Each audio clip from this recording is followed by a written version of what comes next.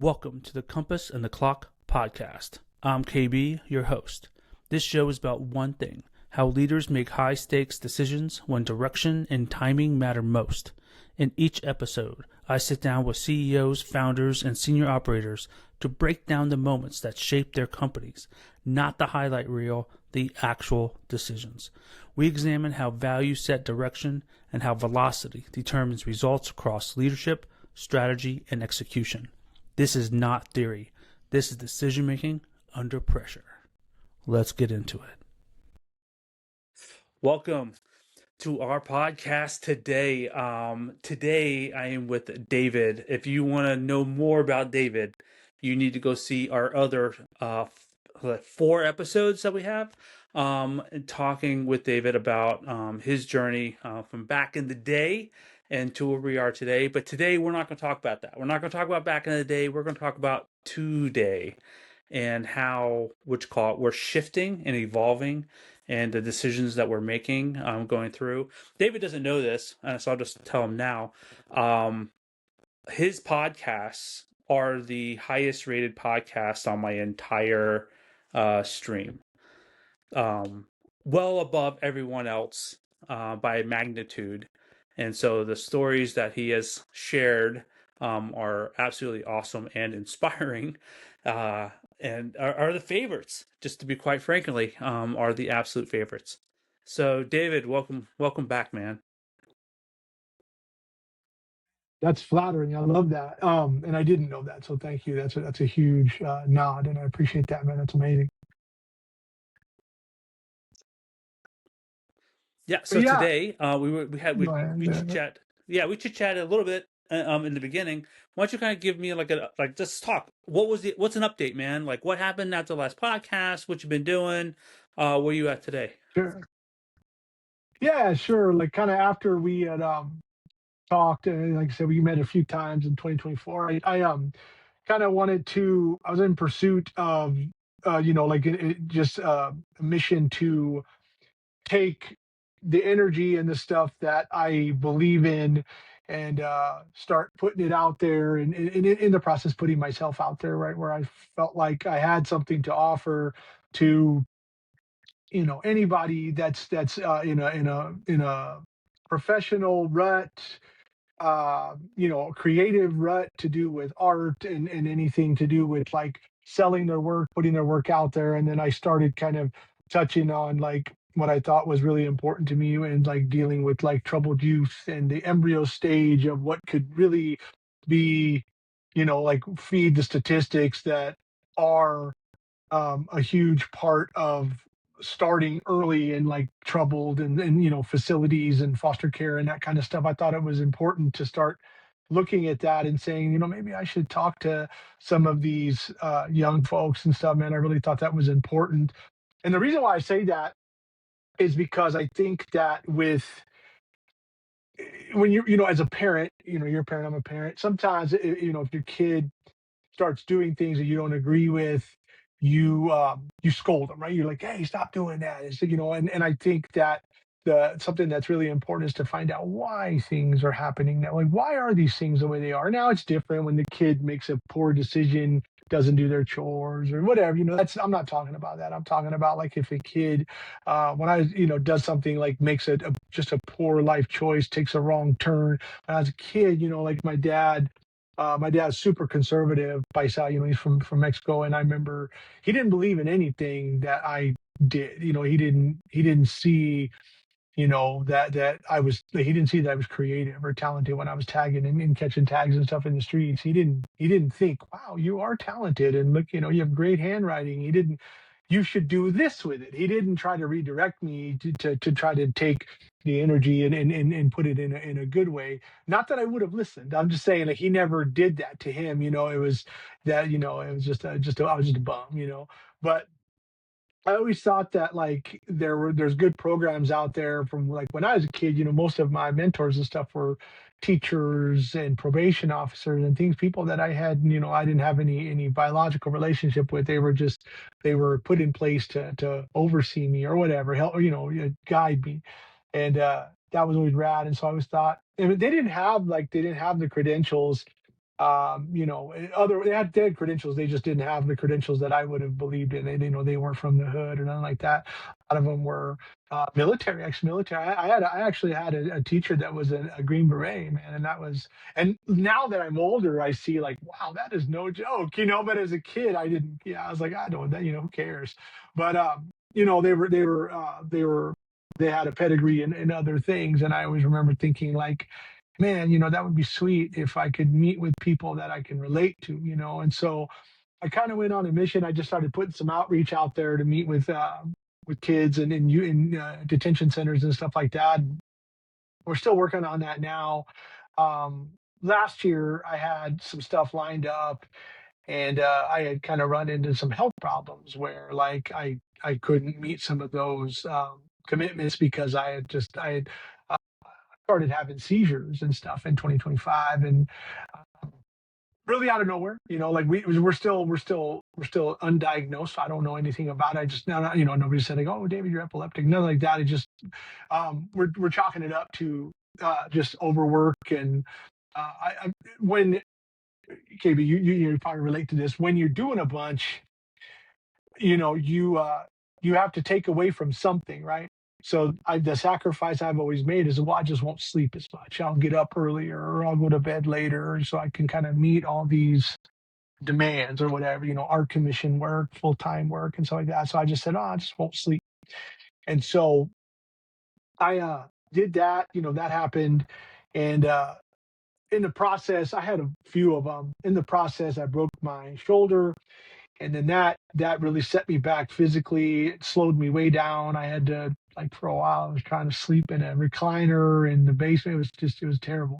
And so that and I didn't give myself enough grace to like accept that as like, well, dude, you're down for a minute. I didn't do that. I was just like, I thought, well, this is it. It's over. You're just some mere mortal. I used to kind of like, well, while it's not true, I've always kind of tried to believe in myself where I was like, I'm not going to have, the same problems as I see in the world. And I know that I don't want that to sound any kind of bad. I just never experienced something like that slowed me down as much as something like that did. So it was new territory for me, man. I was really, bummed out and really the physical stuff was also, really a huge bummer, but like the mental stuff was actually really the tough stuff to deal with, man. Is it like I had a bunch of work in the pipe that I couldn't do, just a bunch of recovery time that was tough. It was a huge bummer. And so It really that's sounds kind of like what the I've been. universe was trying to give you a hint. Like, hey, he's not Agree. slowing down. We throw this out there. Still not slowing down. All right. How about a Right. shoulder? Yeah. Yeah. Like, Yeah. it's No, good for that you slow sure. For down. sure. I Yeah. don't I don't want to know what the Agreed. universe Yeah. was going to throw at you if you had it. No. Yeah. No. And that's the thing is that like I also had to have like some really kind of tough conversations with my wife where, like I actually had to find out.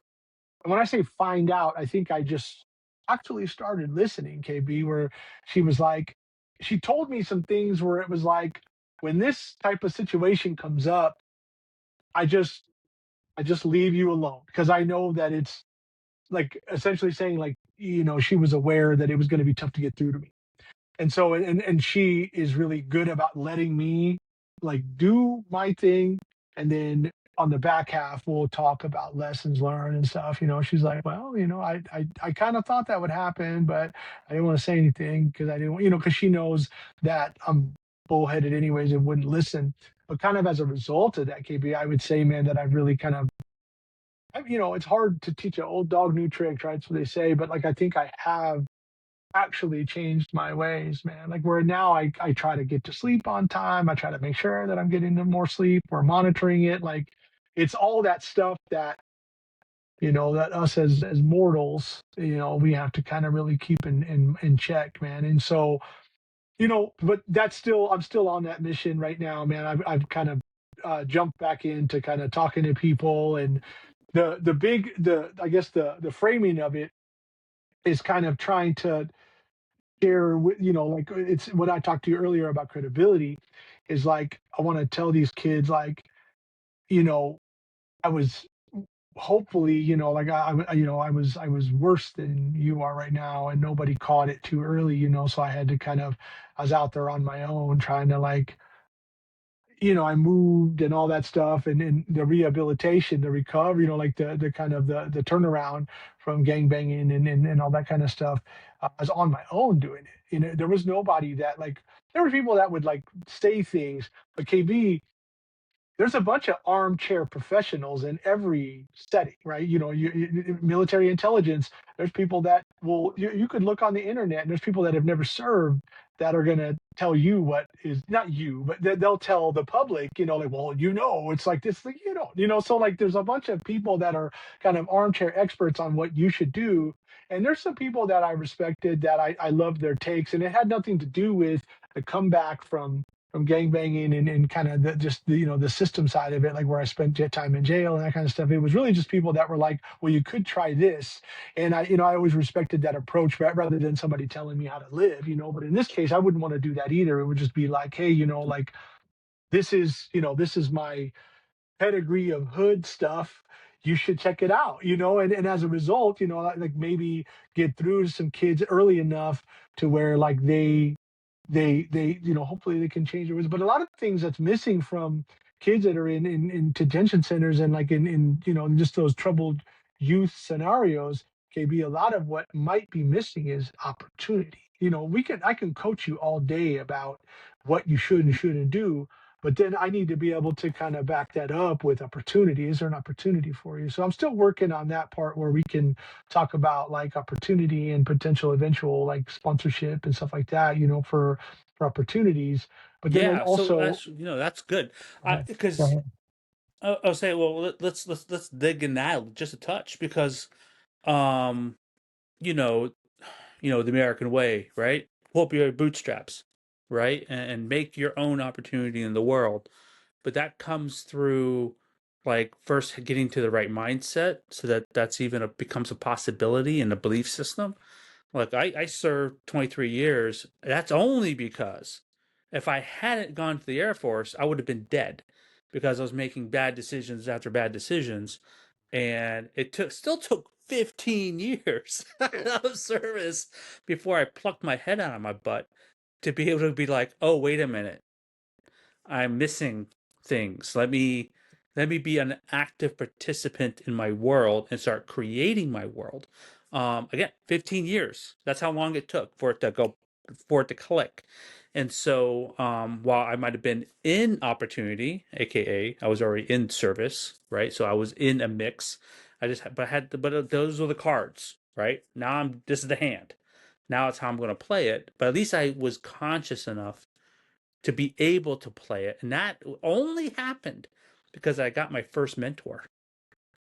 Like, it was the mentor at that time that was like, "Hey, you're playing a game here with a hand that you may not know what game you're playing, what your hand means, or that you're even at the table." And all three were true, right? Prior to that conversation. Post that conversation is when I started actually realizing that, oh my goodness, I got to take some agency here, and then see what the opportunities are. But I was blind to the opportunities, even though they were all over the place, right? So I couldn't even see them because in my mind, I didn't have the right mentor to open up my eyes so that I could start exploring that. Um, but when you talk about opportunities, so assuming the mentorship opens their eyes, right? And they go, okay, what's the hand I'm dealt? Well, I'm in a detention center, right? They're not in the military like I was, like, which already has opportunities that I can just start playing those cards, better. But they're in a detention center. They already got some marks against them. What Either A, how do we reshuffle that deck?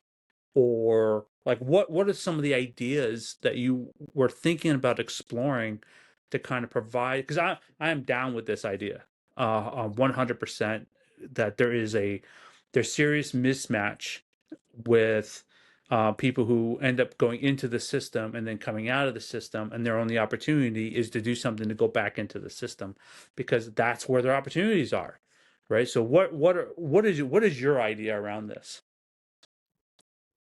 you had mentioned kind of, the mentoring. He's like, even though you were in 15 years and you had, you figured there's code, there's structure, there's all those things. You can still like exist right next to it and it not speak to you, right? So I always think that like, like, and not like in the official like way, but I kind of think like sponsorship, right? Like, so this kind of unconditional like availability where it's like, hey, just let's talk. But it's also good to find out where they are. So in some cases, you've got kids that, you know, they they don't do well in school, and it's like, well, like, let me help you with that. You can kind of move some things along. There's a bunch of transactional stuff as a youth, man, that you kind of go through, like, and nothing against school. School is what teaches you how to learn and how how to operate in like the workforce and that kind of stuff.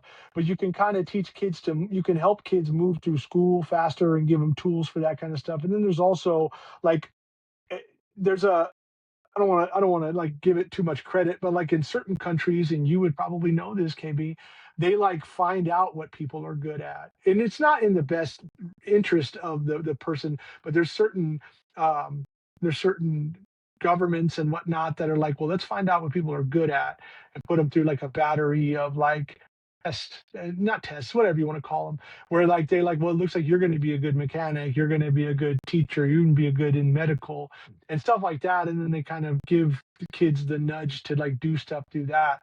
And this is way different than what I'm thinking, but it would be good to kind of assess people and find out like kind of how they're wired. Obviously, that stuff changes over time. You can only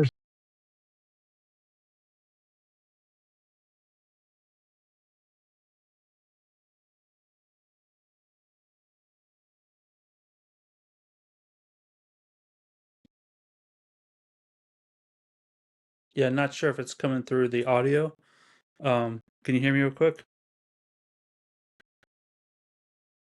Mm. but you can find out what people are good at.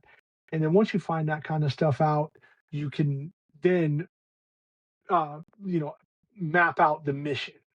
But I think that I've always wanted to make sure that like being unconditionally available to talk through whatever, man, like problems, system issues. Like, I don't like it when this happens. No big deal. You can play stuff down. But I think the large part of it is just this availability that's like the availability you'd get from anybody that you trust, man. Like, you only have so many people, KB, that you would call for advice. I assume. I Hmm. hope you have a large network that you can talk to about that kind of stuff. But for the most part, you want to kind of gain people's trust.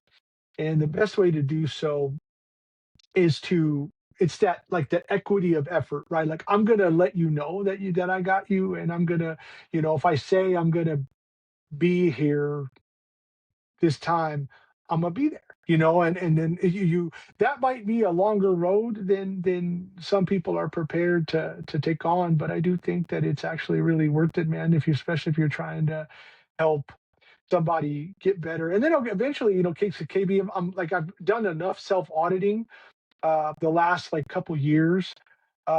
Really, man, around the time that we met and stuff, I was like, I need to kind of find out. Like, I had a pretty good idea what I was good at, and then I said I need to probably find out if it's true. Like, I've always believed in myself, kind of delusionally. So that's never been an issue.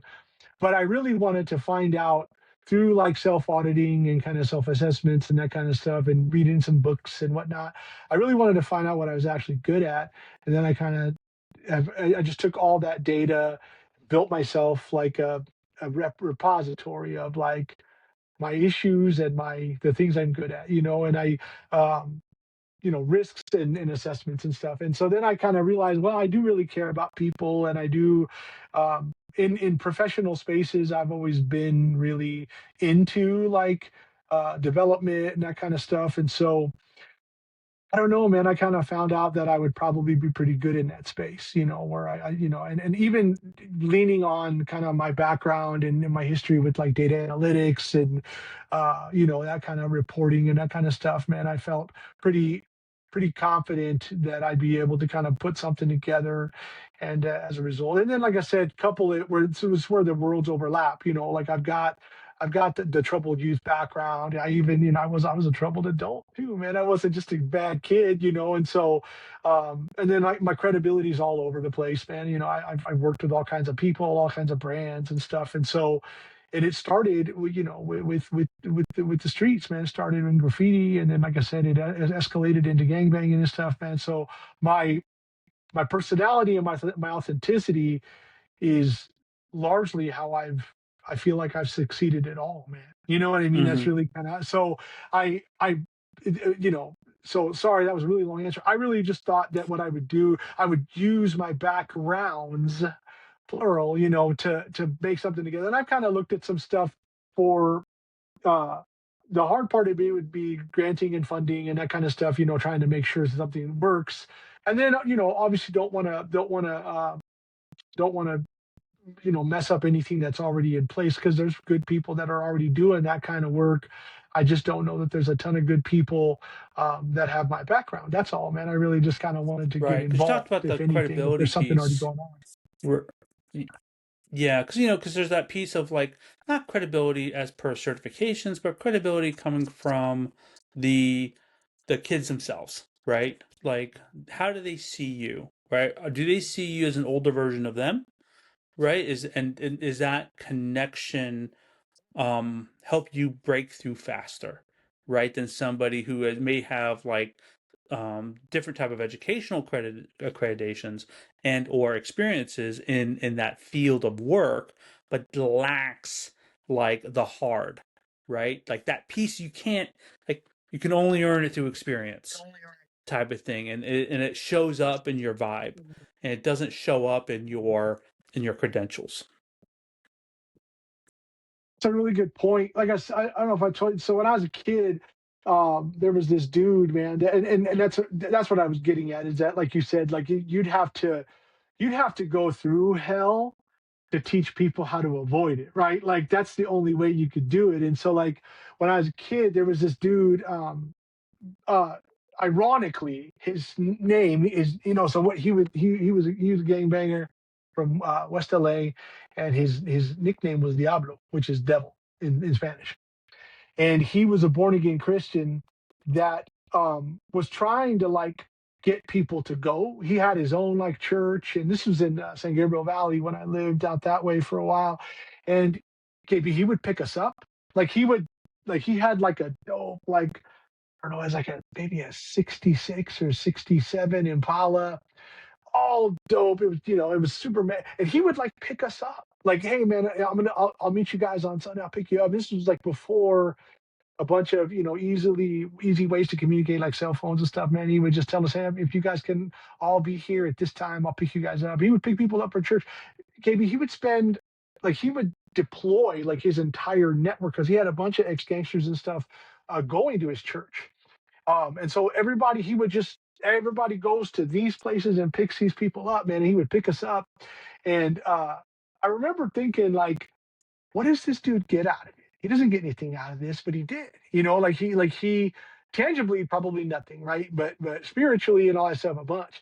But, like, I remember thinking, like, the only reason that anybody entertained the idea of going to church, because we're living counterintuitively to anything faith-based or organized religion. We're killing each other and stuff in the streets, man. It's bad. The only reason anybody paid any attention to this is because he had been through it. He got out of prison, he started his own churches and all that stuff. And and he was really friendly and easy to talk to, and he'd get on everybody's level and talk to him. I mean, yeah, so when you say how kids see me, I don't know. I couldn't answer how they see me, but I do know that I see that I see myself in them. You know what I mean? Like, so I can't answer for how they see me. I just know that, like, I always try to, like, break ice, man, by, like, hey, man, and I'll give them, like a little promo packs of, like, graffiti stickers and stuff I made. I'll give them to them with, like, a card, and I'll say, "What are you up to, man?" Like, I'll just break ice with kids, man, and I'm their dad's age in most cases and stuff, man. And so, like, I don't know. I just used this term today. Like, I'm already living in this kind of perpetual.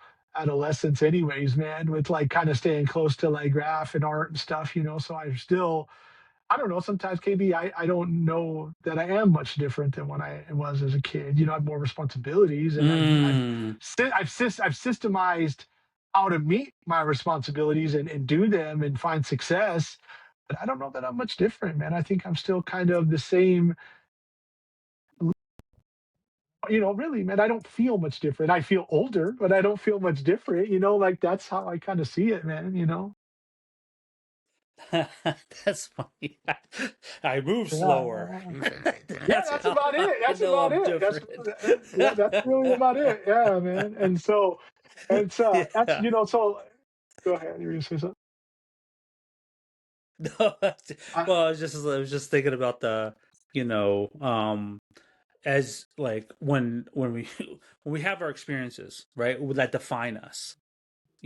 Whenever we have those experiences that define us, it tends to lock it in, right? Like you kind of for semi sure. blank slate until those moments, and in those moments gets locked whenever it happens, whether it happens when we're kids or happens like later, and then that's who we are, right? For a until we decide to change that identity again to another experience of equal to or greater than, right, the one that wrote this first one in. And between you and me, that would be pretty fairly traumatic at my age. If I have to have something more traumatic than what I've already gone through to change into something else, yeah, it'd definitely be a deal. Um, Talk about your graffiti, Certain things. right? Just for people Yeah. who Yeah. know, and people who don't know, like, look, I don't come from your side of the tracks, right? So, well, I don't come from a lot of sides of the tracks, to be honest. And so, yeah, I'll do it like this. So when I opened up this fantabulous piece of art that you sent me, type of thing, and I know what you're doing, right? You're like, there's something wrong with the way I'm holding it, and this is accurate. There is something wrong with the way I'm holding it, and it's Yeah. because I'm not from because I can't read graffiti. And I realized this when I got this. 'Cause I was like, man, this thing looks amazing. I'm like, I know it says something. I know he told me what it says, and my brain is like, bro, you're not from there. You don't know what this. I can't read this for you. And so at first I was like this, and then my logic brain kicks in and goes, gravity. Yeah. Yeah. Paint Yeah. drips down, Yeah. right? Yeah. Yeah. And that's the only way Hey, I was able to figure yeah. out I love that. that, I love like, that. this, which is Yeah. which is gorgeous, by the way. Like, this thing is gorgeous. And I know it says words. Tell me again what the words are. Born free. Born free. Yeah. See, dude, I was like, this thing is amazing. I love this. It's going to go up on my wall. I'm about to take Uh, all this down and remodel my room. So that's why I haven't put it up quite yet. But this is amazing. Born free. Graffiti art in itself is its own thing, and that's, I think, what's important. Like when we talk about connecting with people, you got to be able either a bridge the gap and have faith, like I do, right? That this says born free, because I could see the art in it. I just can't read it. Um, or the people who can read it, they're part of a select group of people who instantly know you're their dude, right? Like they instantly know, wow, he wrote that. Like that looks awesome. I know what that says. I can read that. I am from the same space, right? He is like the elder version, right, of where I'm at, and it probably blows him away, to be honest, because how would they ever imagine you, right, doing this awesome art like that, not really putting together that you've been doing it since their age, right? well, I think a big part of it too is like I have to check my like so I when when you put your work out there for like sale and stuff, KB, some people love it, some people are like pass, and so I've kind of learned to like not really give too much weight to critique or love. Not that like getting like kudos and positive feedback isn't important. It is important, but I just have it like on a score tiered setup, where it's like, if you it's simple. If you say you like it, KB, and you don't buy it, okay, like, thank you. But if you say you like it and you buy it, that's awesome. And then I'm going to reciprocate. So when I sent you that, I made those logos things for you, for the Key Yes. Bravo, Oh, let me and I get love those. that. I love doing that because I was like, KB supporting me, I gotta support him. You know what I mean? Like, it just Oh made man, sense to man, me. talk about To over res- delivering, right? yeah, Over yeah, delivering all day, yeah, right? yeah, yeah. And right, looks like you're going to be my sticker guy, right, for Let's my do it. logo, Yeah, yeah. I love that. right? Because Yeah. these are fantastic, absolutely Yeah, awesome. fantastic. Awesome. Thank you, man. Yeah. Okay. So More I words I can't read, but are awesome. I love this yeah, shit, man. that This is actually so says awesome. Key Bravo. That says Key Bravo Advisory. That does say that. Yeah, I promise. I'm not lying to you. Even better. Yeah, yeah, yeah, yeah. But you know, like the I kind of so for back to like kind of the the credibility thing. I look at necessary like friction in this weird way where it's like I almost need to be at risk of losing your attention, your support. Not like I'm not saying like let's see how I can lose this, but I value it so much more when I have to actually work for it, KB. And I'm not saying Hmm. that I'm the only person like that, but like I need this. I don't manufacture friction or anything like that. I don't want to make us like I don't want to make it sound like that. But like like I'll give you a crazy example the other day. So my wife's got some new tech upstairs, and it's got a timer on it, and at 7 o'clock it beeps for she's got it set up that way for some reason. And so for a couple of days, I'm like, is it the freezer? Is it carbon monoxide? Like, what is it? And I'm like pissed because I can't find it. And I'm going downstairs and I'm like, I hear it less when I'm downstairs. Well, that's good, So then I go upstairs and go, I hear it more. Then it stops, kind of abruptly stops after a couple minutes, or maybe even 1 minute. And so it did it again finally a third day. And I was like, hey, babe, is that your whatever it is that she's got this tech that she bought for a program she's in? I go, is it that? He goes, oh, you know what it is. I'm like, ugh. But I realized that's more of that, like, kind of that soul searching and stuff that I did, where I'm like, I need to know why things work and why they don't. And in that case, KB, it's like this. I don't want to call it fight or flight because I didn't feel that urgent about it, but it was like this: something's happening, and then I need to fix it. And I wasn't, it wasn't. I maybe over exaggerate. I wasn't in crisis mode, but I'm like, that doesn't sound like a carbon monoxide alarm. We have if my kids go downstairs and they leave the freezer open in the garage after so long, that starts beeping. That's the first thing I thought was. I was like, what's that? And we got no, it wasn't that.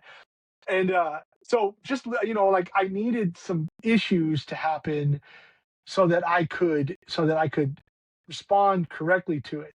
And so there's sometimes where like in I don't know if you're familiar with like the strengths finders, but like my top strength in the top 34 is command, which shameless plug, I'm in the 5% of anybody that's ever taken that has that as a top strength. And Awesome. like I love that.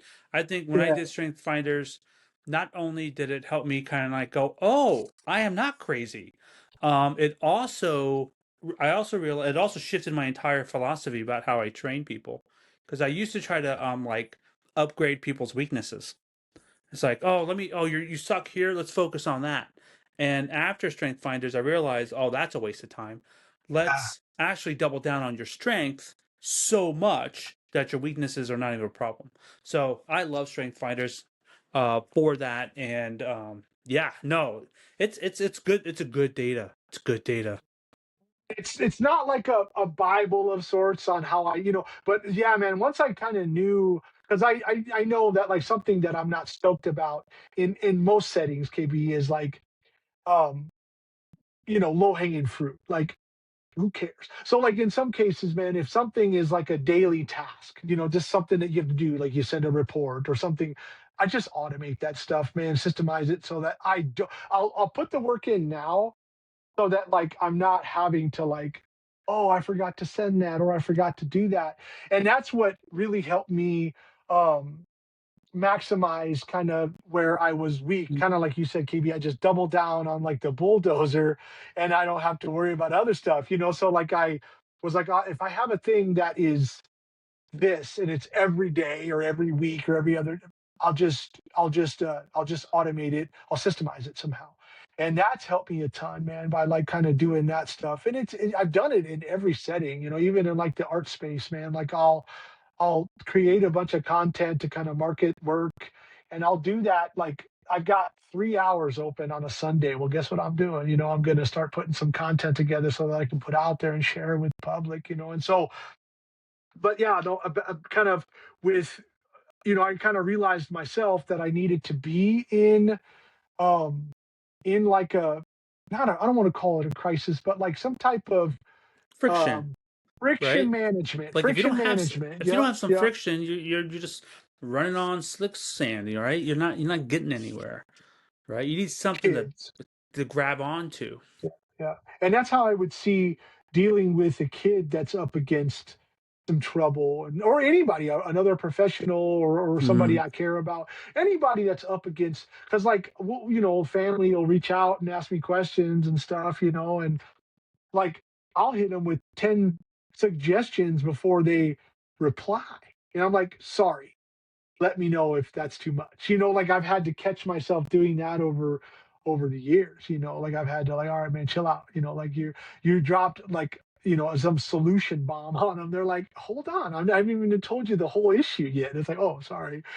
So like, yeah, when I think about like, and I only look at like kind of troubled youth and stuff, man, is like the only reason I look at that is like kind of somewhat of an emergency, because I do think you only have so much time to really fix things. Because, when I was a kid, man, and I think about like I was left to my own devices from the time I was like 12 until I was like in my 20s, like where like I just, all of the things that I accomplished were accomplished because I like failed so many times, and I'm like, okay, well, now I know that won't work. Next thing, and so, which is dope, because we know that failure probably needs to get more shine as a component to success than it probably does. I think there's most successful people will tell you that. It's the people that maybe are working on success that might not realize that failure is a massive part of success, and so, like, I don't know. I learned a lot trying to teach myself life, and so, I always think that it's like, what if it would have been rad to have like a hack, some dude that had been through it, and he's sharing the playbook with you and stuff. So I want to believe it, KB, and I'm gonna have to once we get back into it, I'm gonna have to monitor my approach and make sure that like, is this where, just like everything else, man, every other kind of strategy, like we'll give it some time. What's the return on this? Not so great. Okay, cool. Well, what can we do? And I'm good with, like I said, man, with data and tools and stuff. So I just kind of teach myself to monitor stuff, and ROI is not that hard to figure out. It's just, I'm not even talking about monetarily or anything to do with capital. It's just like, what's the ROI? How many people have you helped? How many people have you talked to versus how many people you helped? There's outreach, and then there's success as a result of the outreach and stuff. So I'm good at all that stuff. But yeah, there's people already doing that work. But when I was a kid, I felt like there was only a handful of people that were in touch with my cases and that kind of stuff, that maybe that weren't just checking a box. And I'm not yeah. implying that, so there's that. No, no, there is definitely. I mean, I worked with several volunteer groups and youth things in other places. I won't mention where or what, that I know for a fact their point of measurement was their actions and not their impact. And they got paid by the number of things they did, not number of things actually accomplished. Results were not on the list of things to actually measure, There you right? go. Right, only the number of activities that they could actually control, because that's where they lived, right? They weren't running the risk measuring something they couldn't control, and that's why I think you talk about the friction piece, right? It's really about like, look, I don't know if it's going to work or not. Like there's a level of uncertainty there. I'm going to do X, Y, Z things, and whether or not I actually accomplish what I set out to do, as we say in the military, the enemy gets a vote, right? About like what happens. And so there's a lot of people out there who are not willing to even consider that as part of the equation. And they just say, well, as long as I do these things in order over and over again, it's going to have a result. And that result is the only result that I have to measure, because nobody's actually going to measure whether or not I actually solve the problem. Because there's unfortunately, my little soapbox here, there's a lot of people who are not actually trying to solve the problem. They're just trying to keep the game going. And that, and they're all over the place, right? They're across multiple organizations. It's a human thing, right? I'm still discovering why, but I will tell you it's well documented. And you see it play out in today's society writ large, as well as institutional. You're like, well, how long you been here? 15 years. Oh, that's awesome. How many people you've helped? I've talked to thousands of people. Awesome. How many of them you helped? Well, what do you mean? How many of them, their lives are better that you talk to them before, like after you've talked to them? And how are you measuring that? Oh, I don't do that. It's like, well, that's wild. Um, but there are people, but that's a thing, right? And I'm not necessarily disparaging it per se. What I'm doing is I'm acknowledging that that is a framework that people work through, right? They work through a framework of personal activity, not a framework of results. Now, if you're going to be results oriented, this is the danger zone, because now you're going to also be accountable for things not inside your control, and that's risky, right? And you're going to fail. You have to fail. In fact, to be successful, you have to fail. And to your point before about how failure, it's funny, a lot of the really poor students become really rich people, and that's because in certain structures, failure, plagiarism, sharing is these are bad behaviors, while in the real world, failure, collaboration, and sharing and helping each other is the only way to survive, to truly survive, right, in the real world. We talked a little bit about the show, about like impacts and about like what I'm doing now, right, versus what I was doing earlier. So it's like small update. Um, I have a core belief for my company, or my company has a core belief, right? It's my belief, but it's my company's core belief, and that is we serve the few who serve the many. And the idea is leverage, right? So if I can work with one person that affects 10, who affects 100, who affects 1,000, type of thing, that is the impact that I'm trying to measure and watch through. I've been lucky in my military career to see that in time. When I worked with somebody, let's say, when I was early on, year 5, right? And then at year 17, here they are, right? Outranking me and saving me, type of thing. And being able to see over that spread of time that people have effects on people, and it's a ripple. And these ripples can be near infinite, depending on how you affect them, positive or negative, right? It goes go to the darkness, or it can go to the light. And so try to spread more light. And so when we focus on serving few, it allows me to maximize my efforts, because I don't have anything that's not bespoke. I don't have anything that is like off the shelf per se. I don't, what I'm doing, right, is hyper personalized. And there's only so many people I can serve in that capacity, right? There's no course for what I'm doing. But this is what I think, You right? have to And want what it. You have to want it. Right. And when I'm thinking about what you're doing, um, you know, I wonder if there's anybody who's focused on building leaders within that zone who then go back into the zone and then have that share the light amongst their peers, right? Versus like, here, I'm here to save you, David. So let's talk about your problems and I'll be here for you specifically. Versus, David, I got a mission for you. You may not be ready for it, but here's the deal, right? Your job is to spread this light. And so we're going to work on your development, your opportunities, your personal, so that you can go back and tell people that there's another way, like to be the messenger. I don't know. What do you think?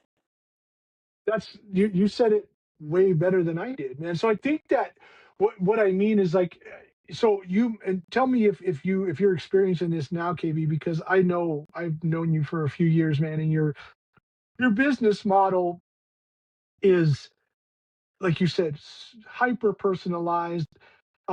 It's a need thing, but do you find that in some situations where you're involved, the person who we'll just say we'll isolate this to one person you're helping rather than like a board or something, you're helping a person.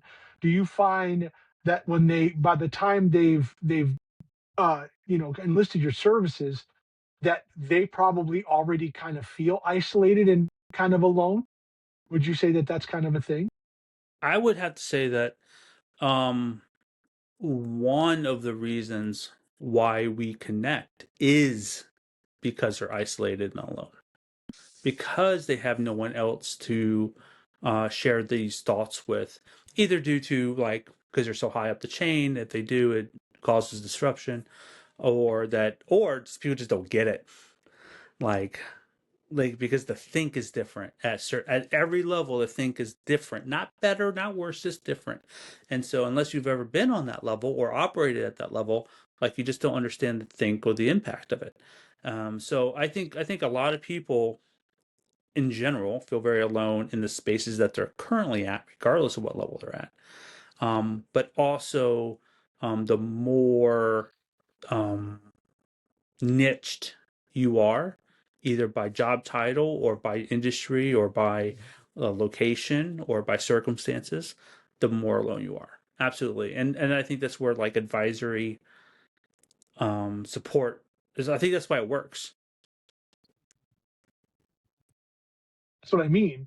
Is I've been pulled into stuff that had almost nothing to do with me, but it was like, could you talk to him for us? Like, sure, if you want me to. Like, but and it's because like I want to believe I couldn't speak for other people, but like they know that I'm fine with being like the odd man out, and I always have been. KB, I don't care. And I needed to like. I wouldn't say, excuse me, I wouldn't say that I've always not cared, but I realized that my life got a whole lot better once I didn't care about being on my own. Like, okay, well, nobody thinks that's a thing. Okay, well, I do. And then KB, I would say more times than not, man, like, it ends up being the way I anticipated it being, type of thing where like the thing I thought would happen did happen. And I don't want to chalk that up to like I'm always right. I think that people, KB, largely know that things are going to be a bummer or they're not going to work out, but they have to do it because that's what they're required to do. Like we know. I just had this conversation the other day with somebody where I was like, there's a bunch of in all industries, KB, all industries. There's a bunch of make work out there, right? It's like this insulated cup is gray. We need to make it red. Okay, why? Is it going to make the cup more insulated? Is it going to hold more water? No, no, no, no. They just want it to be red. It's like, oh, okay. So you pull together how many resources of people because it takes multiple teams because you got a bunch of like this nail bomb, this like this overlap of work that if you change something, it's going to affect my process and blah. And so people know that things are wrong or won't work out. Some of the most experienced people still have to execute based on that. And it's not, KB, that it's the whole like, if I say something, I might be the only one that does, like, and so that I can see people being like shook by that and not wanting to step up. And I get that. But like, everything you can't, right? Like, you can't do that with everything. There's certain settings where you're like, okay, well, whatever. I'm just paying the bills, and this is, I don't want to disrupt. What do they say? The apple cart. I can't remember. I don't know what they're saying, but I don't want to make things hard for myself. So I'm going to go with it, and I get that. I've never really liked that. There's been a couple times where like I was like, ugh, it might be too much energy to say anything, and it'll be quicker to fix it when it doesn't happen. Seriously, like I've been in those situations where it's like, whatever. But if I thought it would positively impact more people, then I'd say, nah, let's check this out instead. Or you sure we should do that? We might look at this. And so I've been in multiple situations like that in most spaces, man, in professional spaces, with my family, like all kinds of stuff, man. I've done all kinds of stuff where You, I'm like, you know, that won't work. you know what's Don't do funny? that. Working with an executive specifically, one of the most interesting patterns that I see is you hire an executive because they're talented, educated, experienced. They get into a spot, they go, "Ooh, this is a dumpster fire. We pick a spot and start working it." And they start making changes. And then their senior leadership go, what are you doing? Why are you making these changes? I go, because it smells in here and these are dumpster fires. And they go, yeah, but we've had this like this whole time. It's like, and the person, like the executive, doesn't want to say, so the smell's your fault? Like, you chose not to fix it. You saw it all time, and you didn't want to fix it. And so when they start fixing things, it's an acknowledgement that the other party failed. And it starts to they actually feel like they're looking bad because someone else is coming in fixing the thing, which they assume domain over. But it's not about that current domain. It's about the perception of the person who left it that way the whole time, which is usually their boss.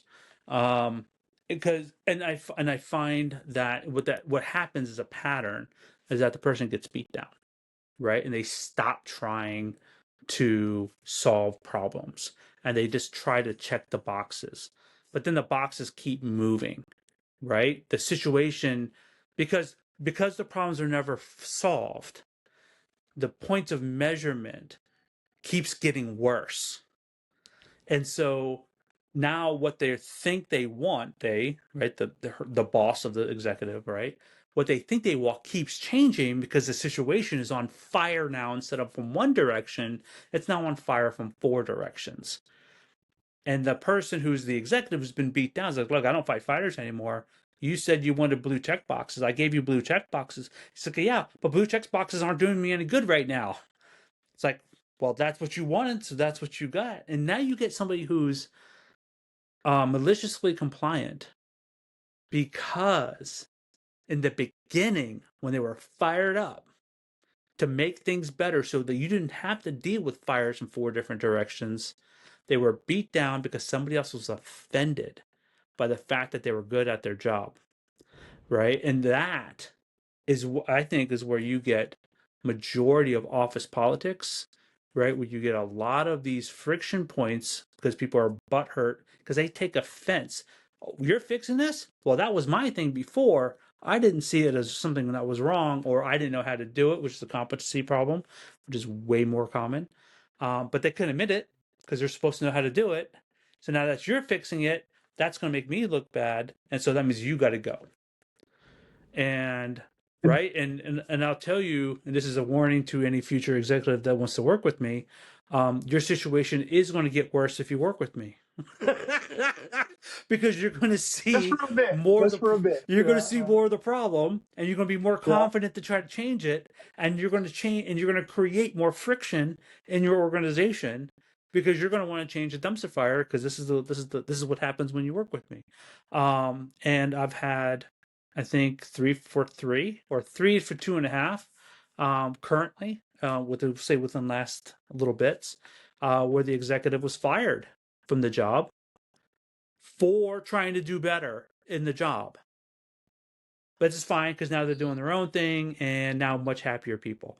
And one stopped working with me because it was causing too much friction in the job and is still at the job, but had to calm down and basically go back into the box and had to live a shell of a life to Sure, maintain sure, sure. harmony because harmony was more important than results. And they just had to live with that. That's their choice, right? Now I know But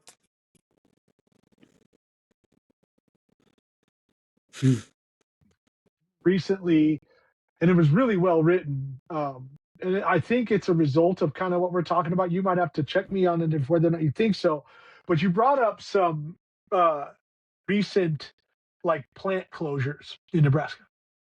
Uh, and it was, and it was saying like these buildings are going to now sit empty for however long, like as a result of like a lack of modernization. And there's some stuff that probably could have been done along the way that could have helped people keep their jobs. Like, it could have helped the efficiency. It was really well done. And kudos to you on that, man. And, but like, I think that's an extreme result of what you're talking about, but that can happen, dude. Like you can passively operate for so long, dude, before it's like, uh, we don't have a choice now but imminent failure. We've avoided the hard stuff for so long. There's a book that I just finished. I think that's the guy's name, Ryan Holiday, called "The Obstacle Is the Way." Great book about not chasing down hardships, but not running from them. It's adjacent to a lot of Stoic stuff, Epictetus, Marcus Aurelius, that kind of stuff, and how like those values are timeless in the sense that it's like, so I'll get like back when I was talking about the seizure stuff.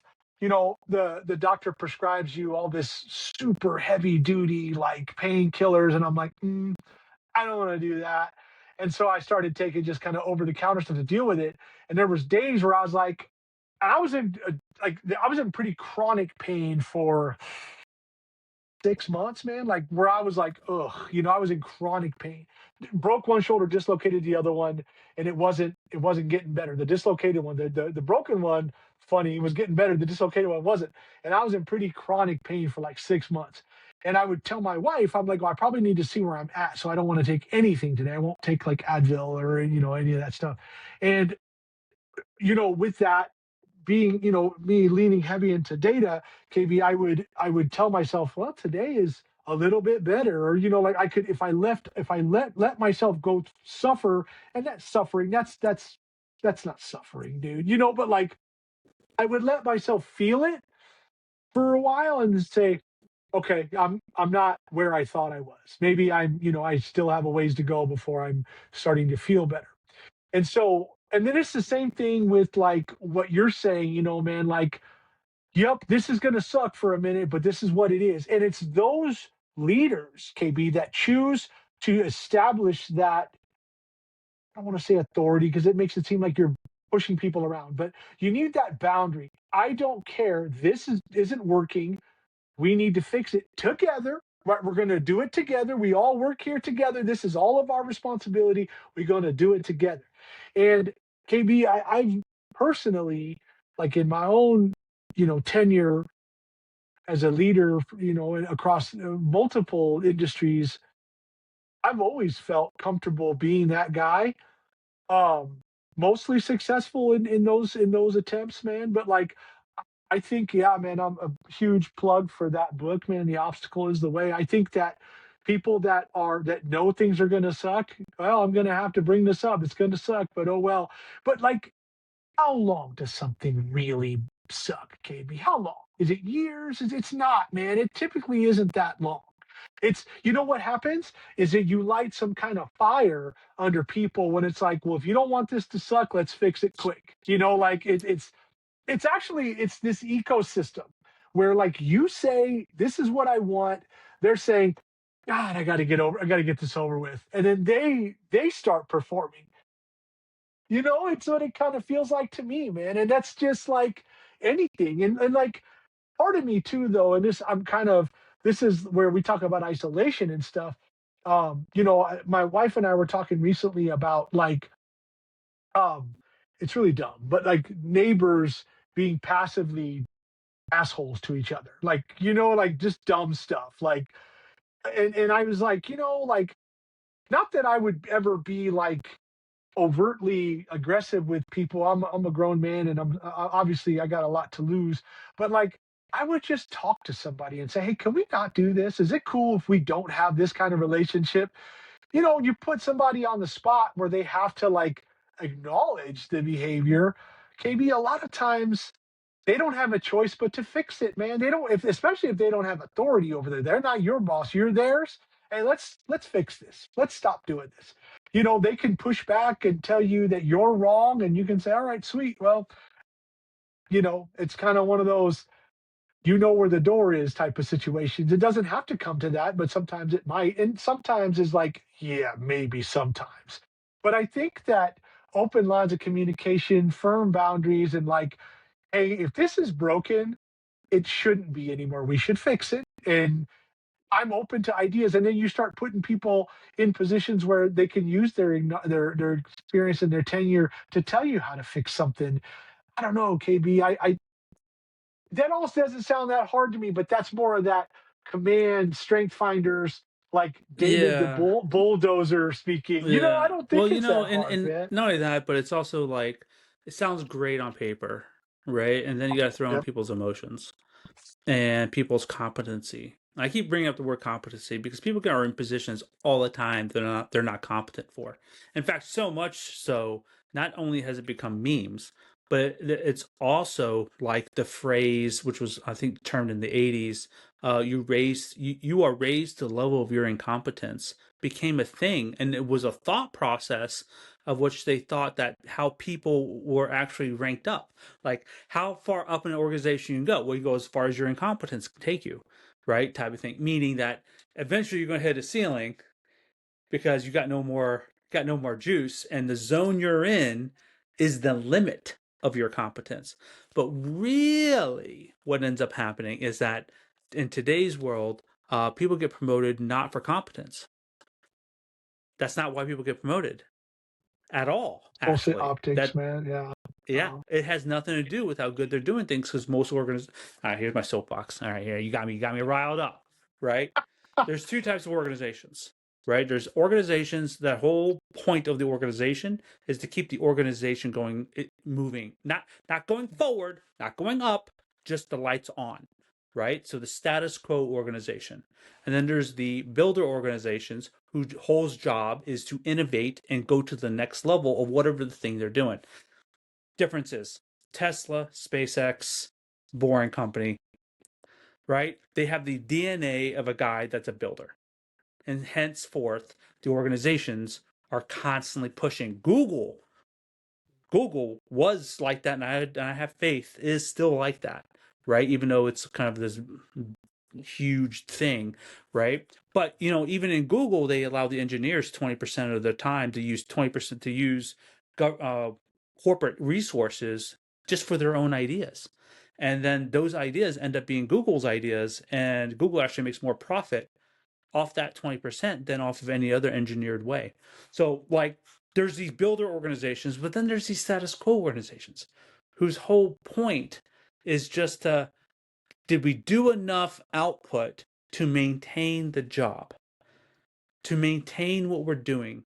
Not because we don't want to change nothing, and right? And it's put and you find the types of people that tend to gravitate to those positions are the governors, right? These are the people who are regulators, who know the bureaucracy, who have the checklist, have the process, will run you through that checklist 8 times, right? So you make sure you know that checklist. If you skip a stop on that checklist, it's a full stop period, even if it's not has nothing to do with the actual objective of the checklist. Like, what's the purpose of the checklist? That doesn't matter. What matters is running the checklist. That's what matters. You have large organizations that are set up like this, and then you get a builder personality that infiltrates the organization by accident, right? And I say by yeah. accident Yeah. right? Because now everybody's miserable. The builder is miserable because they're in this organization that won't listen. The people are miserable because you got this person like a bull in a china shop, right? It's a miserable mismatch when you got the personalities, especially if they're. And I'm talking about the more extreme versions, of course, right? Most organizations are leveled out, right? For sure. So I think what you're talking about, and what people talk about now, I think it's called the Peter principle, right? Like people, like you're really good at doing this job. You'd probably be really good leading people doing this job. You know what I mean? It starts with that. So I think right. that's what, yeah, like I've seen a bunch of that. And I don't know if you've ever heard that term. Uh, I think it's called Peter principle. But what I was going to say though, too, KB, and check me if what your opinion is on this, but isn't there going to be with take the AI like slop out of it. A lot of companies are investing a lot of money and resources in AI, and the companies that are really good at it, you can tell, you know who they are, type of thing. But like, isn't there going to be some type of arms race with like companies that do the same things? Where can you really can you really support like that fluff up top? Can you? I mean, this is your business, dude. I don't know. I feel like no, but you check me, so man. Can so you can?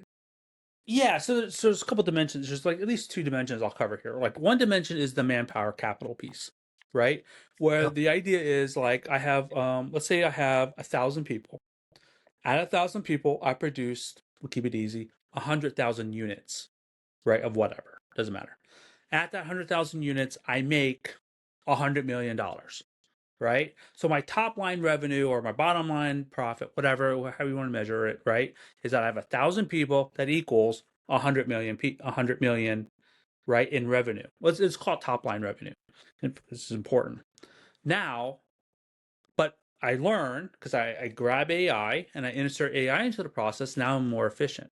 And let's assume AI is working, which is a big assumption, right? But let's assume it's going to do the thing that you think it's going to do. It's actually working in the way you're actually planning it to, and you reduce your staff from 1,000 people to 100 people because now you can leverage 100 people to make the 100,000 widgets and to make the $100 million with 100 people.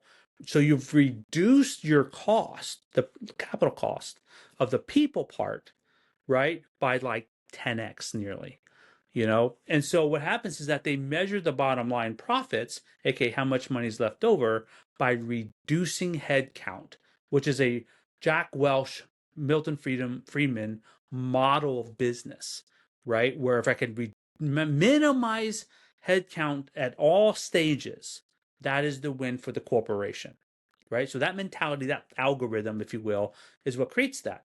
Cool. That's company A, and that's like 85 to 90% of the companies. They're thinking that, oh, I could save money. I could reduce headcount. Okay. Now, company B, same dynamics. You have 1,000 people doing 100,000 widgets, making $100 million. Some companies are saying, well, this is awesome. If I teach AI to my 1,000 people, each person will act as 1,000 people, right? Or at least as 100 people, right? Depending on the circumstances. And so now you have a magnitude of trillions of things happening, right? So now you go from 100,000 widgets to 100 million widgets with the same head count, right? With a little extra AI cost. But who cares? It's 100 million. It's an exponential jump, right? And now you're making billions, $100 billion, right? Which is people can't conceive the difference in stacks of dollars from 100 million to 100 billion, right? One's a small pile, the other one's a skyscraper. Like the exponential push of the difference is not just a couple of zeros, it is significant. And so, but that takes a different algorithm of saying that people are assets and not liabilities. Because the prime algorithm that wants to reduce headcount at all costs is because every human being you have working for you is a liability. And that's why you don't do professional development. That's why when you do a PIP on somebody, that's really just an exit interview in long term. That's why your whole objective is to hire super slow and then fire super fast. Like all those concepts, all those algorithms are built around the idea, the core, that humans are a liability. And so that's why most companies won't do it, to include HR departments. Sorry. And now you got company B who has a different idea about what a human is. A human is actually is my greatest asset. I need to invest as much money as I can in the human. Oh, they might leave, and they go spread my brand because they're going to ask, "Where'd you learn how to do all this cool stuff?" And they're going to say, "Key Bravo was the bomb," right? And I don't mind that, like me personally, but that's where the bigger like asset piece, the algorithm of assets. A human is an asset. If a human is an asset, then you should empower them, invest in them, and leverage the tools, give them better hammers than the competitor can even dream of. And so, and then pipeline that so you can structure the training. You know what I mean? It's not haphazard. It's aligned to the mission of the whatever of what you're doing. And you know who does the best job of that in the entire world? The U.S. military does the absolute, like they took a garbage dumpster fire this guy, right, and turned him into a lethal intelligence guy at the end, right? Like incredibly lethal. 100%. And that I'm didn't gonna happen recognize real quick, because I like was my a, son-in-law, uh, yeah, joined the army in 2019. He's just, I've known him for a really long time. We've known each other for at this point like 14 years or something like that. And you know, the the military makes it so you you have to think one, two, three, four, 10 times before you want to go civilian. Like there's the opportunities are endless. You can live a bunch of places you want to live, man. You want to go to school, and like like you said, man, the human is the only asset. Almost in this weird way, you know what I mean? Like it's like, and they invest a bunch of time in you. He just got back from rotation. He was in Poland and in Germany, and he came back and like, uh, you know.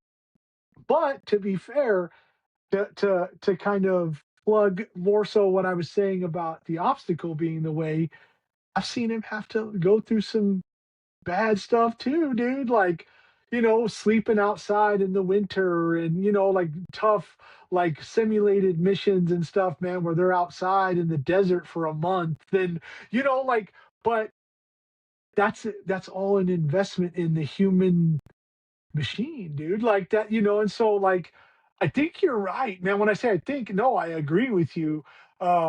Because yeah, I'm close to the action with my son-in-law. They live right here in Fort Riley, Kansas now.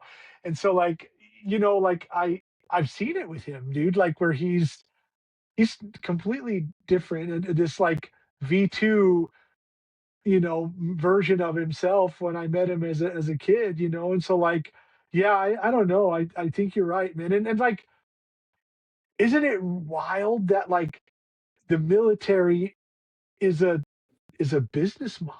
Like the pipeline from basic training to retirement, that whole like 20-ish year period, you don't unplug, man. You're doing it the whole time. And more so KB, like I don't know. I don't assume you started in intelligence, but like so you put in enough work for them to invest in you, the trust and like, hey man, you can't be wrong. Sound good? And you're like, sure, and so like I don't know, you're man, you know what? Dumb to say this. I guess I never thought about it like that until you just said that, man. Like, no, the military is a school for corporations. Agreed. Agreed. Man. Agreed. And this is why like we're kind of better. Sorry, other countries, you kind of suck. than everyone else is because we have this mentality of infinite learning, consistent learning, always learning, right? Always development. It's measured on every quarter, weekly even. Like, what did you do? Are you in school? No, you're not in school. Did you do this training? No, you did this training. Hey, there's some CBTs. There's some computer-based training. Hey, did you go to our weekly training meeting? Hey, did you go to the other training meeting that wasn't on the schedule? That was also the thing you had to do. Like, it's unbearable. Like, but it's a For lot. sure. Like, it's Yeah. Are you in constant, shape? Let me make sure you're not constant. fat and stuff And one like of my that, dude. Like, yeah, oh God, like all yeah, day, yeah, right? yeah, Did you yeah. do PT? Did you do PT again? And it Are you sure you're gonna eat becomes that? I nature, mean, though. You like, don't even and what care anymore. happens? You just do it once you've been doing it for years. Like, I don't care. I just do it. Right, right. And this was my biggest transition problem. Like when I came out of the military, I was going to do a John Maxwell Leadership Development Corporation, right? I was going to go to corporations. I'm going to train people on John Maxwell and leadership. That was the plan. And then I realized that majority of corporations don't treat their people as assets like the military treated us. And it's not that the military is better per se, but you're right. It is a great business model of when you see an organization that is human capital asset driven versus human capital liability driven. And when you see the difference in those two, you see a pipeline. You see a training pipeline. Oh, this is your first 30 days. Here's your next 90 days. Here are the courses you go to. What's your degree in? Excellent. Here's your other degree you're going to get it. Right? Here's your 5 years from now, we expect you to be here. Here's your career path. Right? It's going to be great that you're going to learn how to master a thing and you're going to move forward. Right? Where most organizations are, you get good at something, guess what? You're never getting promoted.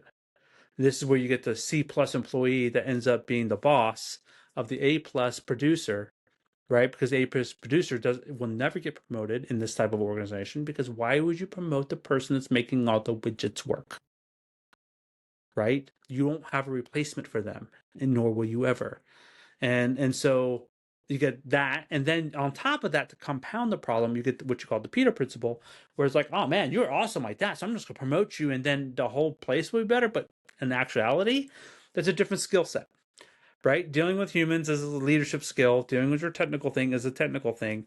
Those two things are not the same thing. Like dealing with people is a way different. So now you're at zero again, right? Essentially, I know when I went from E4 to E5, which is some doer to somebody who's somewhat responsible for other things, I literally felt I got a lobotomy.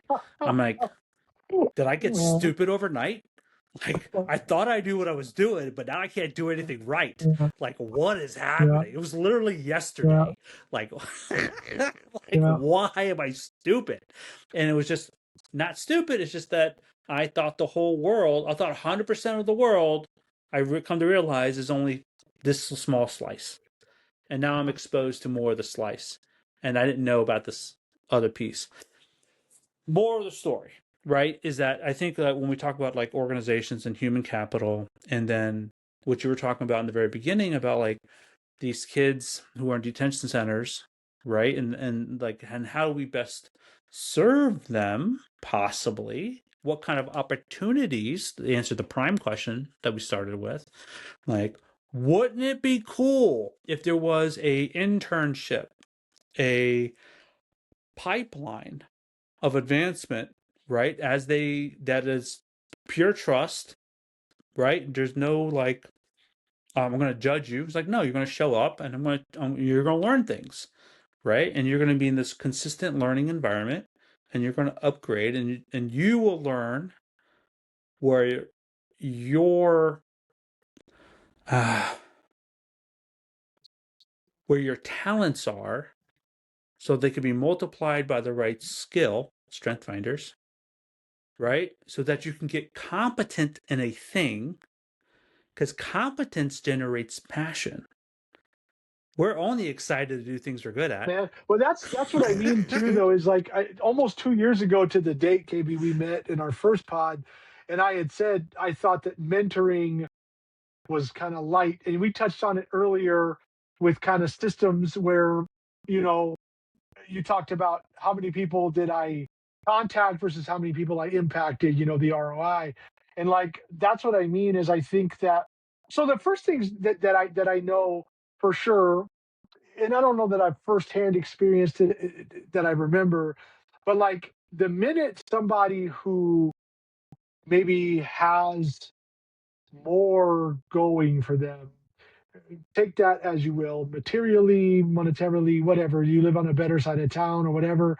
The first thing that people might do, KB, is they might judge somebody that is underrepresented or something like that, and the one thing that I've had to like kind of separate myself from all these years later is like, I've talked to other people and other people that were interested in my situation, my story, and then they were like, "Oh, you're a statistical anomaly." And I agree with that. I do agree with that. Okay, sure.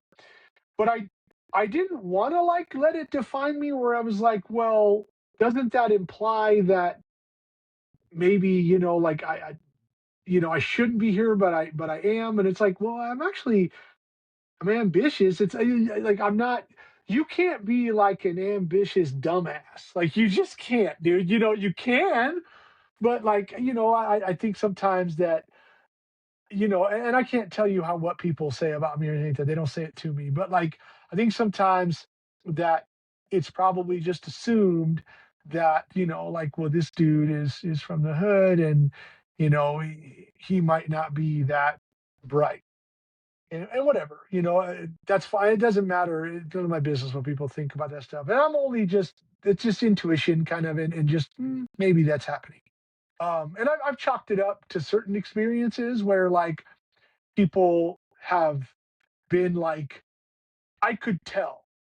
I've been reading people long enough that I could tell that they were impressed with something I did. And I'm like, okay. Like, and I didn't react to it, nor did I give them anything to believe that I was reacting to it. I was like, I could tell that they were, like I didn't expect that type of thing, and you speak in certain settings Mhm.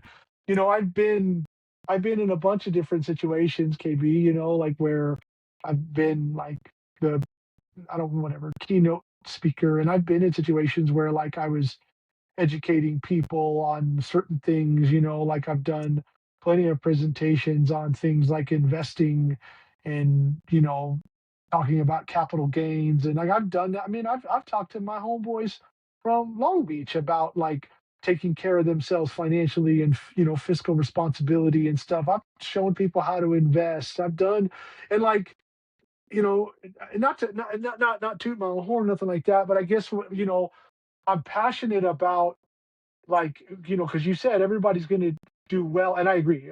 Everybody's going to do well or be stoked to do more of what they do well, and so I agree with that. But that comes from what we're talking about is treating people like assets, man. That's where it comes from. It's like I'm going to give you the space to learn. I work in a different setting now. I don't lead people anymore. I'm doing my own like sales and marketing thing now. Where when I say my own, like I'm working for a new organization, but like I'm in charge. Like I have a boss, of course, but like I don't lead people. Like my workflow is my workflow. Like so, I've been able to put my like I've been able to. I'm sure at some point I'll miss leading people, but like right now I'm pretty excited to kind of put my tools to work and like my data analysis and just kind of that background that kind of led up to this new gig and stuff. Like I would say that I am really excited, but also excited, what I kind of said at the jump. I'm excited because maybe like failure should excite you to the potential to fail should excite you to like hey this could go bad and so I feel like that is like some weird I don't want. It's not manufactured. I don't manufacture friction. I'm not manufacturing friction. It's just I could fail. KB with health stuff, I could die tomorrow, man. Like like there's all these reasons to live. There's all these reasons to really, really, really live your life, man, and challenge yourself and do right by the people that you work around, work for, whatever team you're on, your family. There's a bunch of reasons to not rot in your life, man. There's a bunch of reasons to really go after it. And, say you can't pursue what you're good at 9 to 5. What are you doing from 5 to 9? You can do, there's a bunch of reasons to pursue your own greatness, man. There's a bunch of ways to figure out. I mean, maybe we're at this time right now where like it's actually an overload of available tools and knowledge information, man. It's almost overwhelming to like know, sorry, that you could be more in 60 days if you wanted to. Like sorry. And so like people aren't doing that because of something else you said earlier about the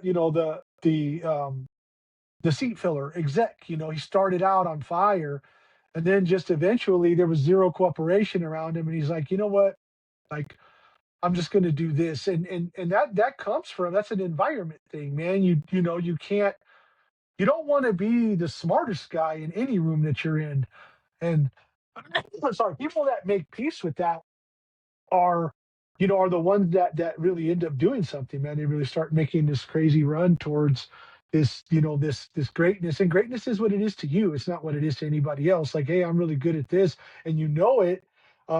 You should definitely acknowledge it and own it and stuff, man. And that's what I mean is like, we talked about like the universe maybe putting me on the bench for a while.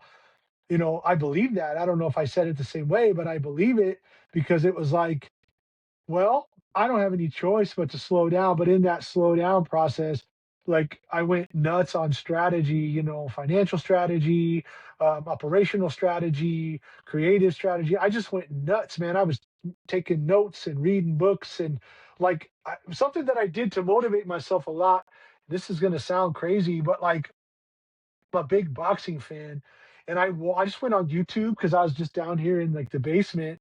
And I just went on YouTube and I would just watch like old fights, man. Julio Cesar Chavez, Feliz Trinidad, Oscar de la Hoya. I would watch all these fights from like the '90s when boxing was probably at its peak. It depends. It's whoever you ask. But I remember watching, knowing like what went into like a championship fight, man. The 6 to 8 weeks of just rigorous training, the dieting, the making weight, and then of course overcoming like the feeling of being in front of millions of people on like pay-per-view, and then everybody that's in the crowd to beat another person. You don't know their strategy, they don't know yours. All we know is the goal is for me to outlast you, to win.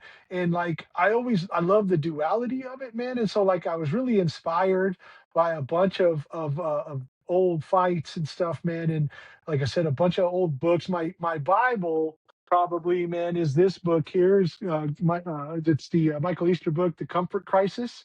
Really love this one, man. And so like I really think that we are in somewhat of a comfort crisis. Not all of us, but like, isn't it one of those? It is easy, man. It's easy. Yeah, it is It's easy. It easy is to get easy. It there, is easy. right? And And I that's what was started making me feel kind of isolated too, because I knew that I wanted to do something like to change. Sorry, like my workload and all that stuff. And I was like, I should probably do something kind of drastic. But I set myself some type of runway, with other stuff. And I was like, I'm going to concentrate on getting out of my head, because I was banged up, man. I was pretty down, for a while there, probably about a good 6 or 7 months. I was down pretty bad. And, you know, I really, and my wife kind of, she talked to me about it. She was like, like she explained it to me. She's like, things can suck for all kinds of people, dude. They just stick it out and endure it. Now, when I say endure, like that's something to be proud of. Where it's like, this sucks, and I'm just putting up with it. But it's like, well, what if it sucked and I could make my own way? Like let's say the same amount of time I spent with something sucking, mhm, but then at the end of that same time period, a drastic change that changed me as a person for the better. Or I could spend the same amount of time right. just dealing with the same, like same shitty situation, and nothing comes of it. The same tomorrow as it was the last 6 months. And so like I wanted to put my money where my mouth is, man. I've always kind of been on this philosophical trip where like I've kind of always believed that like things need to change for them to be okay. And like there's certain things you can systemize a bunch of parts of your life, but your mental health and like your overall wellness and your creativity and your improvement in all aspects, that that has to be it has to come with friction, man. You're never going to seamlessly move over to something new and say, you know, you are going to have situations like, wow, that was easier than I thought it was. Dope. You know, like you can have those transactional wins, but like big shifts in your life, man, you're something you have to something you're going to trade some comfort for it. Yeah. Growth No, does not sir. happen without struggle. Butterfly, caterpillar does not become butterfly, right? Without actually, I just learned this recently, without completely dissolving its body and then being remade. And then the last part, the most important part is that when a butterfly emerges from the cocoon, it has to push and squeeze itself out as if it's birthing itself.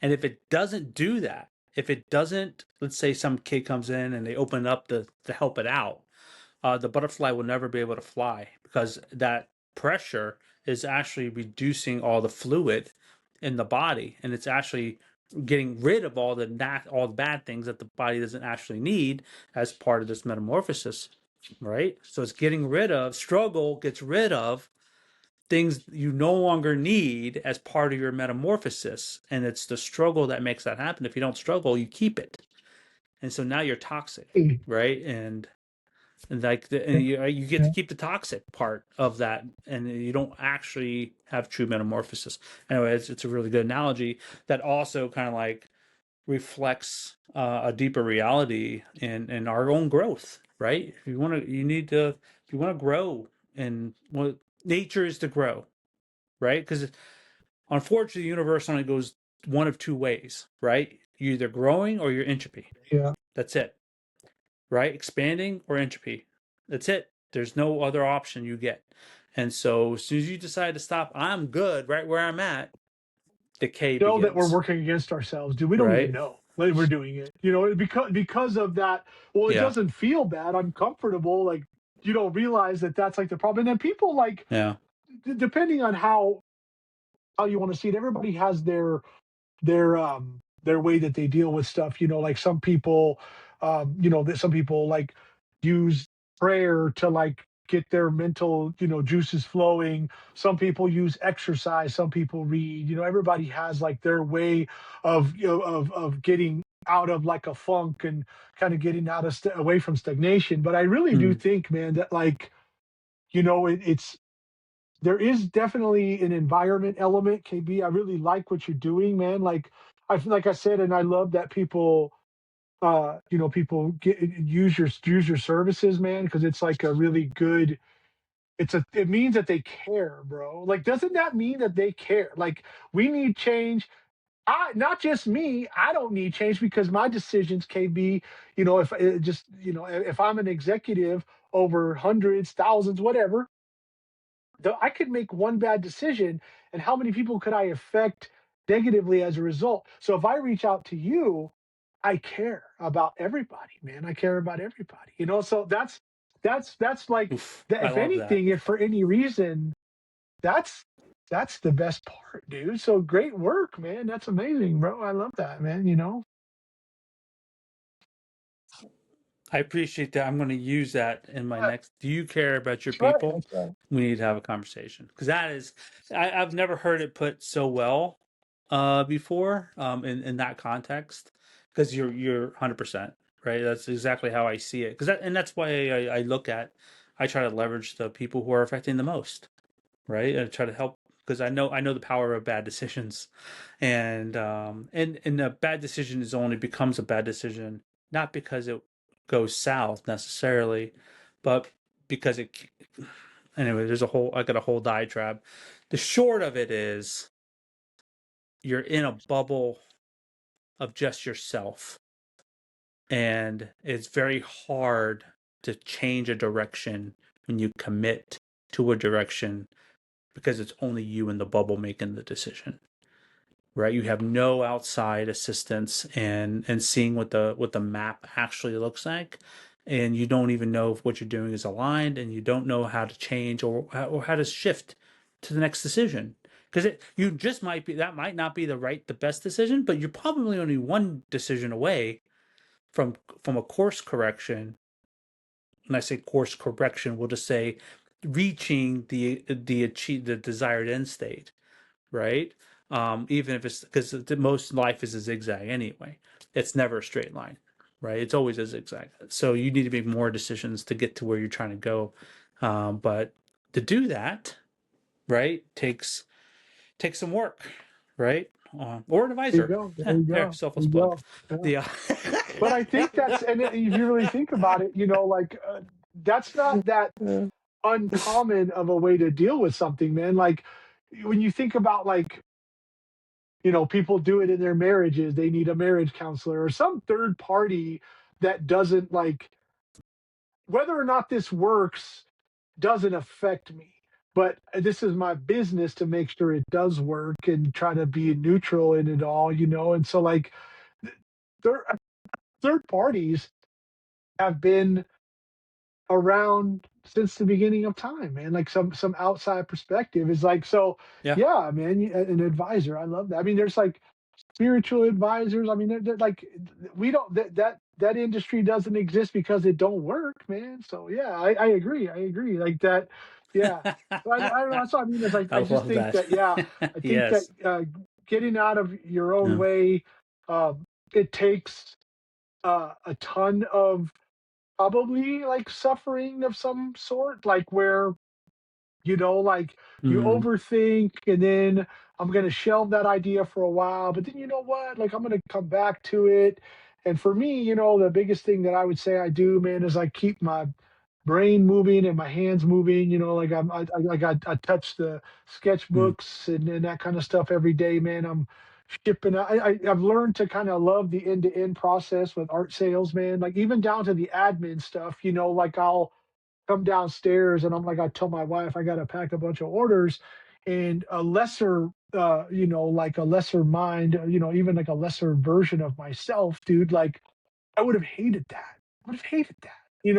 But I'm like, mm. how stoked are you, man, that like somebody bought this from you and you get to ship it to them. And so like I'll come downstairs and set up my little workstation and turn on some music and I'll just go after it, man, and like package stuff up and like I've learned to love all the work that I do, man. Like I could be and mostly because I think that like I'm upright, I'm able to move around and help people and respond to things, and it's like I don't know, man. Like that's that's super rad and super useful energy for me, man. Is just kind of it's back to what we said, man. Like friction is probably another like main component. Like and friction and failure are kind of interchangeable in some ways, depending on how you see them. But like when you think about like, Mm. yeah, man, like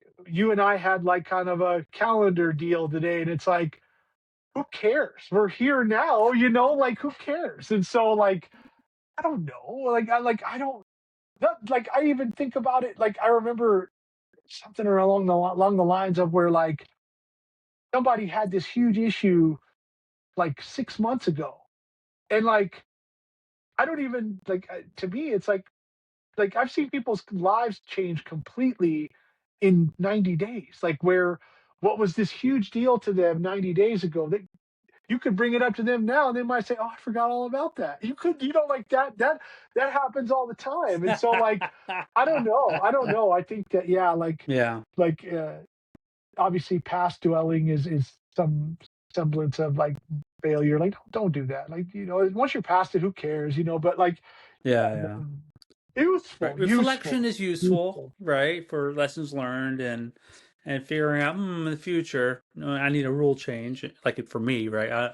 I because I do things by rules, right? So I was like, oh, I need an algorithm rule change, right? Because that's not going to work. And then, but yeah, no, hanging in the past can be not very for sure. healthy. right? And because and it's interesting because and I'll tell you in my advisory sessions, one of the things I disallow is storytelling. I'd be sent out the Because room. storytelling, all that, yeah, well, all it does is that it reinforces the old identity, who you are, right? Yeah. You're trying to create new identity, and so new identity needs new stories, not old stories. So I can't. So we can't really dwell on those stories anymore. I mean, you think it's useful for the context. It's actually not. It's actually counterproductive. We don't need any of that, believe it or not. All I need to know is where you want to go, future focused. And that's the only part that matters. The history actually is irrelevant to where you want to go, because here's the truth that people kind of like go like, well, that's weird. What do you mean the history doesn't matter? It doesn't exist, right? The only thing that exists is the cards you have in your hand right now. How you got them doesn't matter, right? So you just got to be able to play the game. You got to play the cards you got. And so you got to see the cards, right? Back to that analogy. Man, this has been absolutely wonderful catching up with you. Again, man, keep doing your art. This stuff is amazing, right? And making graffiti, which you find on bridges, and people go, ew, what is that? Right? Into something that hangs on people's walls, to demonstrate like this is a form, there is energy in this type of thing, and that's super rad. And I'm very excited to hear more as we reconnect on like, we'll say, on the social situations, right? On like what opportunities can we create for people who need that, right? I'm with you on the detention, on the visitation problem set, right? When people are in and they get out, and then what's Know their where that options, goes, man. I'll let you know where right? that And goes, and I'll kind so, of give it. yeah, I'm super excited to see how that unfolds for you. Well, man, this has been absolutely amazing. Thank you so much for coming on the pod, and we're probably going to end up doing this again in a few months, just Yes, to sir. just I to see how it appreciate you, and goes. like I said, man, to the audience, like AB's the real deal. He gave me my first opportunity to do any kind of like speaking and stuff, man. So I really appreciate him as a friend and as a professional. And like I said, like I think KB, like I hang on to your stories when I see him in like LinkedIn and stuff. I'm like, your posts and stuff, man. I'm always inspired by them. So yeah, keep doing that thing too, man. You're positively impacting a ton of people, man. So I really appreciate that. Thank you so much. Man, thank you.